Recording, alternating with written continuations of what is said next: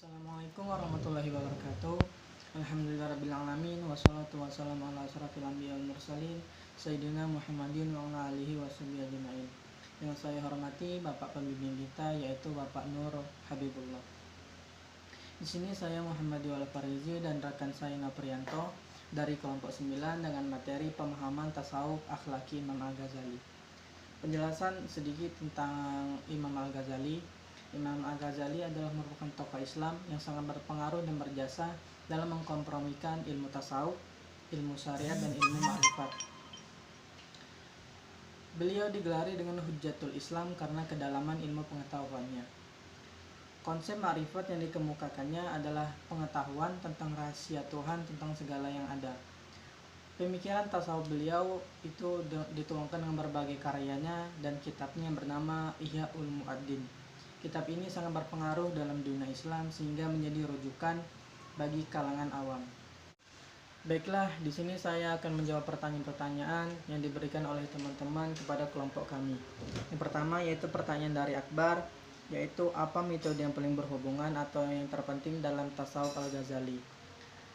Dalam tasawuf Al-Ghazali ada beberapa metode-metode yang harus dijalani atau ditempuh oleh seseorang dalam upaya untuk membersihkan hati atau mendekatkan diri kepada Allah. Yang pertama yaitu sabar, taubat, fakir, tawakal, zuhud, dan cinta ilahi atau mahabbah, dan ridha Allah subhanahu. Selanjutnya pertanyaan dari Eka dan Endang. Pertanyaannya yaitu akhlak menurut Imam Al-Ghazali.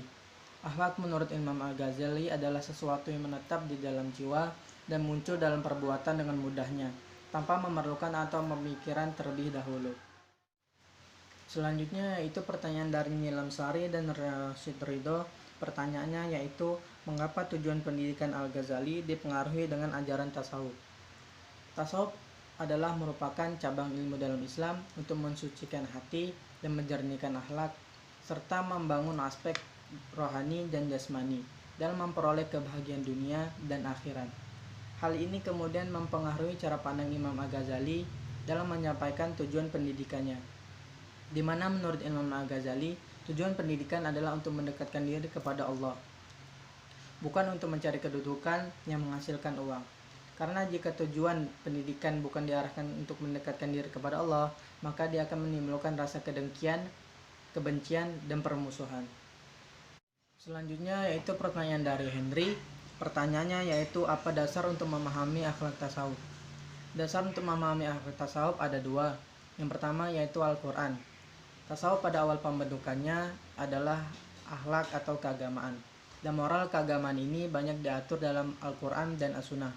Jelaslah bahwa sumber pertamanya yaitu ajaran-ajaran Islam, sebab tasawuf ditimba dari Al-Quran dan As-Sunnah dan amalan-amalan serta ucapan para sahabat. Yang kedua yaitu dasar untuk memahami akhlak tasawuf adalah hadis Rasulullah SAW. Sekian, terima kasih. Assalamualaikum warahmatullahi wabarakatuh. Yang saya hormati Bapak Nur Habibullah. Langsung saja di sini untuk pertanyaan selanjutnya, yaitu pertanyaan dari rekan Bang Ihsan dan Bang Wahyu. Pertanyaannya, jelaskan apa pandangan Imam Al-Ghazali tentang ma'rifat. Menurut pandangan Imam Al-Ghazali, ma'rifat adalah mengetahui rahasia Allah dan mengetahui peraturan-peraturan Tuhan tentang segala yang ada. Alat untuk memperoleh ma'rifat berdasar pada sirqal dan ruh. Pada saat sirqal dan ruh yang telah suci dan kosong itu dilimpahi cahaya Tuhan dan dapat mengetahui rahasia-rahasia Tuhan, kelak keduanya akan mengalami khalaf dari Allah dengan menurunkan cahayanya kepada sang Aufi sehingga yang dilihatnya hanya Allah. Di sini sampailah ia ke tempat ma'rifat. Dan untuk pertanyaan selanjutnya yaitu pertanyaan dari rekan Muhammad Fadilah dan Mbak Wisna. Pertanyaannya, jelaskan ajaran tasawuf Imam Al-Ghazali. Di dalam tasawufnya, Imam Al-Ghazali memilih tasawuf sunni berdasarkan Al-Quran dan Sunnah Nabi, ditambah dengan doktrin Ahlu Sunnah wal Jamaah. Corak tasawufnya adalah psikomoral yang mengutamakan pendidikan moral yang dapat dilihat dalam karya-karyanya seperti Ihya Ulum, Al-Din, Minhaj Al-Abidin, Mizan Al-Amal, Bidayah Al-Hidayah. Kemudian Al-Ghazali menilai negatif terhadap syatahat dan ia sangat menolak paham hulul dan paham utihat atau kesatuan wujud. Untuk itu beliau menyodorkan paham baru tentang ma'rifat, yakni pendekatan diri kepada Allah Subhanahu wa taala. Pertanyaan selanjutnya yaitu pertanyaan dari rekan Mbak Nurbaiti dan Mbak Naila. Pertanyaannya, jelaskan metode dalam penafsiran Al-Quran, yakni tafsir tahlil, ijmali, dan tafsir muraqin. Yang pertama, tafsir tahlili. Kata tahlili sendiri berasal dari bahasa Arab halala yuhalilu tahlilan, yang berarti mengurai atau menganalisa. Dengan metode ini, seorang mufasir akan mengungkap makna setiap kata dan susunan kata secara rinci dalam setiap ayat yang dilaluinya, dalam rangka memahami ayat tersebut dalam secara koheren dengan rangkaian ayat di sekitarnya tanpa beralih pada ayat-ayat lain yang berkaitan dengannya, kecuali sebatas untuk memberikan pemahaman yang lebih. Dalam metode ini penafsir akan memaparkan penjelasan menggunakan pendekatan dan kecenderungan yang sesuai dengan pendapat yang diadopsi. 4 pendekatan yang digunakan bisa pendekatan bahasa, rasio, riwayat maupun isyarat.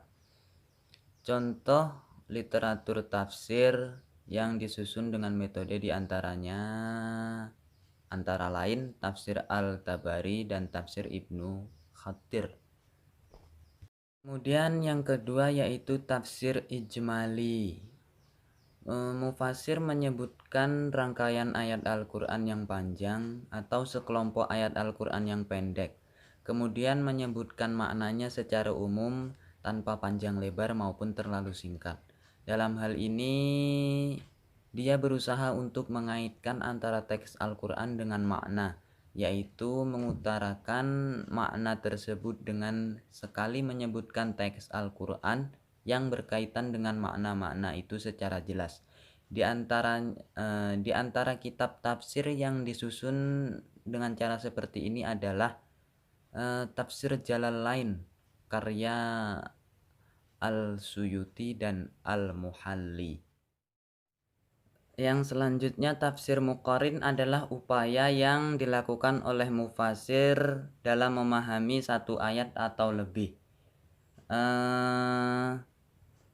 Kemudian membandingkan dengan ayat lain yang memiliki kedekatan atau kemiripan tema, tapi redaksinya berbeda.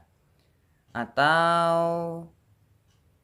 ayat yang memiliki kemiripan redaksi tapi maknanya berbeda, atau membandingkan dengan teks hadis Nabi, perkataan sahabat dan tabi'in.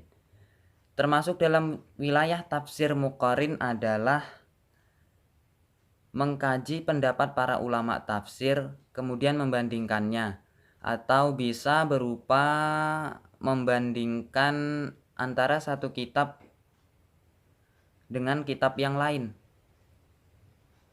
agar diketahui identitas corak kitab tafsir tersebut. Tafsir muqarin juga bisa berupa perbandingan teks lintas kitab samawi seperti Al-Quran dengan Injil, Bible, Taurat, atau Zabur. Sekian, terima kasih. Wassalamualaikum warahmatullahi wabarakatuh.